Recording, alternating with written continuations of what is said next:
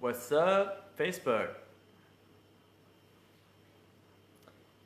I'm aware this is probably a controversial topic, talking about depression, something that a lot of people take very personally, a lot of people think is maybe incurable, a topic that a lot of people strongly identify with. You know, I am a depressed person, I have chronic depression, I have unhealable depression, I have fill in the blank depression, I am fill in the blank in regards to depression. All of these different ways that people identify with their depression as a way to attempt to accept it, accept themselves, etc. The way that I approach everything, has some psychological components, but at the core, everything is energetic, right? So if you take depression to a psychologist and they're not looking at the energetics of the issues, then it's going to be an incomplete analysis. And depression is something that, psychologists won't tell you this because they're not looking at the complete picture usually. It can be dealt with, it can be solved, it can be healed in 1 to 3 sessions with a skilled emotional alchemist. And so what that means is it's not a life sentence. What that means is it's not an identity. And what that means is you have an opportunity today to deal with it today. It's not something you have to deal with tomorrow. It's not something that's still going to be around next week. It's not a label for you, and if you release that label, then who will you become, right? So energetically, depression is a resistance. It's a resistance to living. It's a resistance to awakening into the next version of yourself. It's a resistance to feeling certain feelings. And the way that emotions are structured is the most superficial of emotions is fear on the outside. It's like the thing that hardens our casing so that we don't have to go deeper. And then below the fear is anger. And then anger is what we're usually trying to avoid so that we don't have to feel the anger, we feel the fear. So it keeps us superficial. I'm afraid of that, I'm not going to do that. Or I don't even realize I'm afraid of that, and so I'm going to choose this other thing because I can't even admit my own fear. So superficial on top of superficial on top of superficial. And then anger is under the fear. So, dang, I'm actually really angry at myself for avoiding this thing that I was afraid of. Dang, I'm actually really angry at this person I was afraid of forgiving, and so I'm going to pretend that I'm not angry, and I'm going to be in fear of that person so I don't have to actually feel the anger. So fear on the outside, then anger, and then closer toward the center is sadness, grief. And so usually we feel anger as a blockage to not having to feel the sadness, because when we identify with the sadness, that can be really stirring up a lot of stuff. So usually anger will feel safer to people than sadness. And so somebody who feels sad, which is an emotion, then they are actually very in touch with their soul. And I just made a video on effective, productive crying. So if sadness is a common thing, it could be possible that your actual crying is not productive in that experience of sadness. So check out the other video I made on crying if that's the case for you. Effective crying. Now, depression and sadness are very different, of course. So sadness is an emotion. We can feel sadness. It can come and go. It may not have anything to do with our situation, or it may. It may be tied to circumstances, or maybe just tied to how we are letting go of something in our life, and grieving the loss of anything creates sadness, which when we don't resist it can actually feel really good. Sadness can actually be very, what's that word, like ecstatic sadness, basically.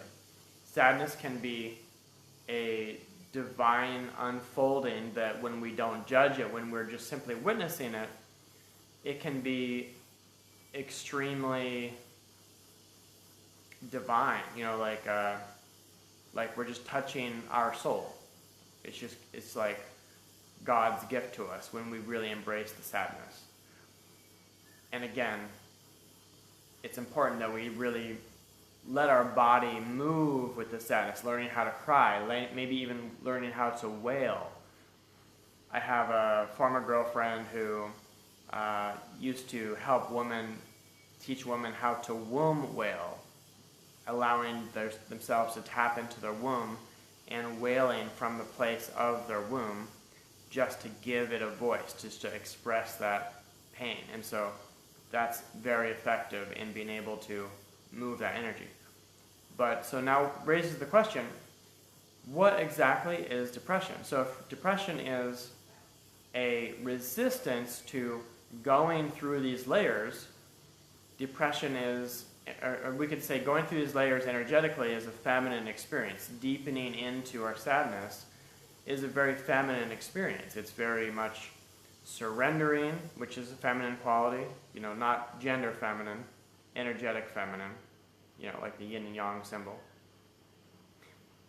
I'll just say myself, when I move into sadness, I am embracing femininity, yeah? So being able to move internally is a feminine quality that any gender can embrace. And depression is a symptom of toxic masculinity. And this can be in anybody. It doesn't matter if it's a woman or a man. It's irrelevant. Depression is a series of thought forms which are connected together and create a loop which creates a barrier to feeling. So depression is a thought loop, which is a barrier, a resistance against the feminine experience of feeling whatever it is. It could be, I'm not allowed to feel my fear. I'm not allowed to feel my anger. I'm not allowed to feel my sadness. Whichever layer somebody is at. And so it could be that the depression, the belief systems which say I'm not allowed to feel blank, are operating only on certain aspects of the emotional body. So it may be that I am allowing myself to feel my sadness. I cry every day and I'm still depressed. Well, it could be that your belief systems allow you to feel here, and so you keep crying that energy out, but your belief systems don't allow you to feel here. And so this just keeps getting more and more stuck, and the more and more stuck this gets, that energy seeps down lower, and then that's what you're clearing. So it's this constant, non-stop build-up here, because this is never allowed to be felt, for example, and then what you're clearing is down here, so it's not actually productive. And if someone is combining that with non-productive crying, like they're like instead of like right, like if they're only allowing shallow breathing and only allowing like very mild whimpering, and they're not like really fucking going for it and really fucking embracing that sadness and really like digging into it and having the courage, whether if you need a facilitator to be in that courage or not, you know, use someone else's courage if you don't have it, but really digging into those feelings is the opposite of depression, because depression is always a resistance. So moving into the experience is the opposite of moving into avoidance, into the resistance. So once these mechanics are experienced and really understood, I'm going to make a bold statement. Depression is literally impossible. Impossible. Because once you have the keys, you will always know exactly what you need to do to dissolve that depression. I have a few different friends who are depressed.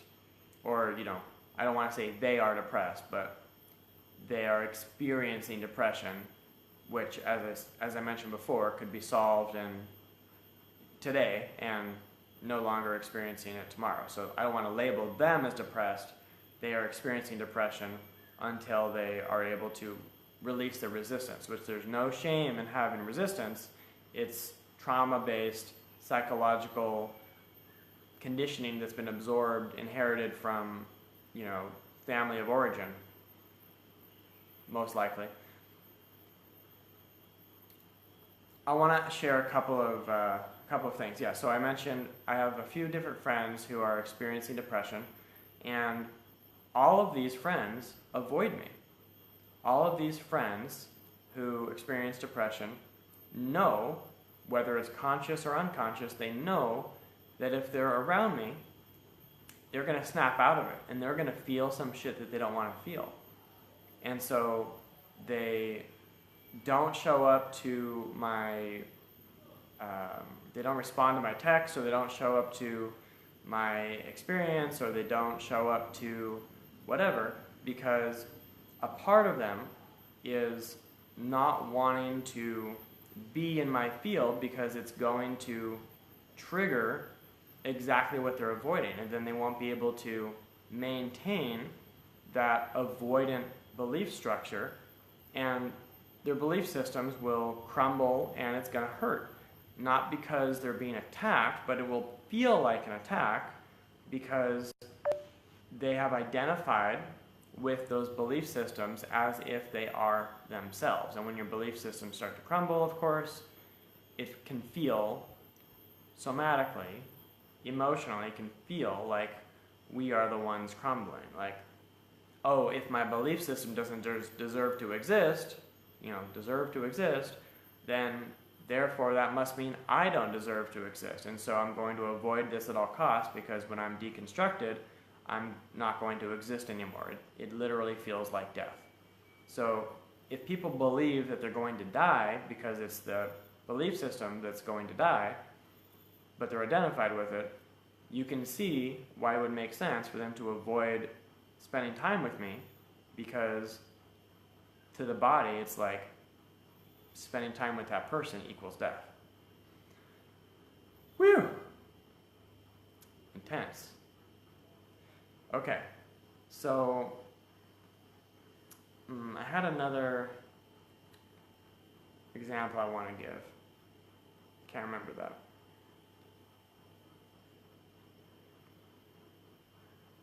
Well,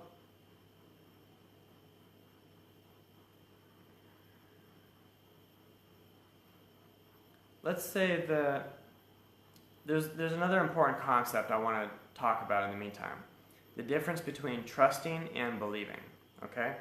So if our purpose in the awakening experience is to trust, it's the opposite of believing. And depression equals repressed expression. Yeah, exactly. Maya, thank you.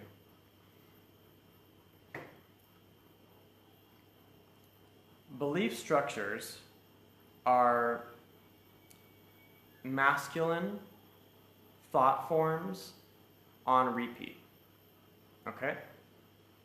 So if we have these thought forms, it creates these walls, invisible to the naked eye, but it creates these walls of our aura, of our what we think is our personality. It creates these walls, and we operate within these parameters.